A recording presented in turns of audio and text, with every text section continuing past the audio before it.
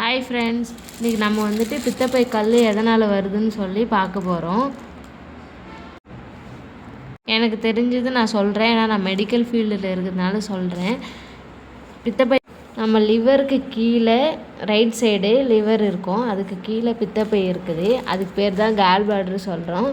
அது வந்துட்டு மேக்ஸிமம் யாருக்கு வரும்னா இந்த டயபெட்டிக் பேஷண்ட் இருக்காங்கள்ல அவங்களுக்கு, அப்புறம் வெயிட்டு கொஞ்சம் அதிகமாக போட்டுறவங்களுக்கு, அவங்களுக்குலாம் மேக்ஸிமம் பித்தப்பையில் வந்து கல் வர வாய்ப்பு இருக்குது.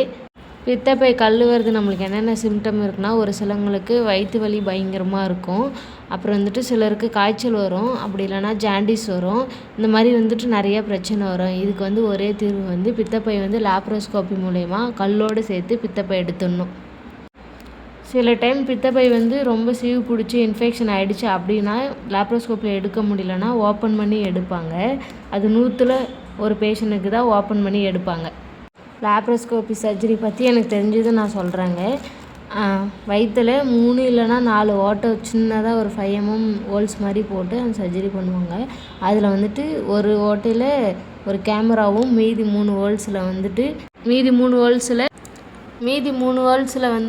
இன்ஸ்ட்ருமெண்ட் எல்லாம் போட்டு சர்ஜரி பண்ணுவாங்க. லாப்ரோஸ்கோப்பியில் இந்த பித்தப்பை சர்ஜரி பண்ணால் பெயின் அவ்வளோ இருக்காது. 1 வீக்லேயே அந்த தழும்பு எல்லாமே சரியாக போயிடும். சீக்கிரம் வந்து புண்ணு ஆறிடும்.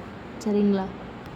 பித்தப்பை எடுக்கிறதுனால ஏதாச்சும் பாதிப்பு இருக்குதான்னு சொல்லி கேட்டிங்கன்னா அப்படிலாம் எதுவும் கிடையாது. இது வந்து ஒட்டுக்குடல் டான்சில் மாதிரி பித்தப்பையும் அதிகம் தேவைப்படாத ஒரு உறுப்பு தான். இந்த பித்தப்பை வந்துட்டு ரொம்ப சீவு பிடிச்சி அந்த மாதிரி ஆயிடுச்சுன்னா அதை கண்டிப்பாக எடுத்துடணும். இல்லைனா வலி, பித்தப்பையில் ஸ்டோன் இருந்தாலும் சீவு பிடிச்சிருந்தாலும் கண்டிப்பாக அதை எடுத்துடணும். நம்ம பித்தப்பை சர்ஜரி பண்ணி எடுக்கல, கல் இருக்குதுன்னு சொல்லி தெரிஞ்சிச்சுன்னா இதனால் வந்துட்டு நிறைய பிரச்சனை வரும். வலி, வீக்கம், மஞ்சள் காமாலை, இந்த மாதிரி கல்லீரல் பாதிப்பு, இந்த மாதிரி நிறைய பிரச்சனை வருங்க. இது வந்துட்டு பித்தப்பை கல் மட்டும் எடுக்கலான்னு கேட்டால் அப்படி எடுக்கக்கூடாது. நீங்கள் கல் மட்டும் எடுத்திங்கன்னா மறுபடியும் கல் அதில் ஃபார்ம் ஆகிட்டே தான் இருக்கும்.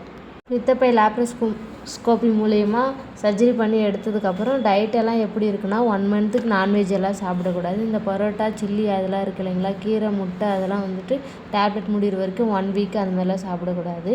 டாக்டர் வந்துட்டு 1 வீக் டேப்லெட் எல்லாம் கொடுப்பாரு. அது நான்வெஜ் எல்லாம் வந்துட்டு 1 மந்த்துக்கு சாப்பிடக்கூடாது. மீதியெல்லாம் நார்மல் டயட்டு தான், எல்லாமே நார்மலாக சாப்பிட்டுக்கலாம். டாக்டர் கொடுக்குற டேப்லெட் எல்லாமே கண்டினியூவாக 1 வீக் சாப்பிட்டுட்டே இருக்கணும். அப்போ தான் சீக்கிரம் புண்ணு எல்லாம் ஆறும்.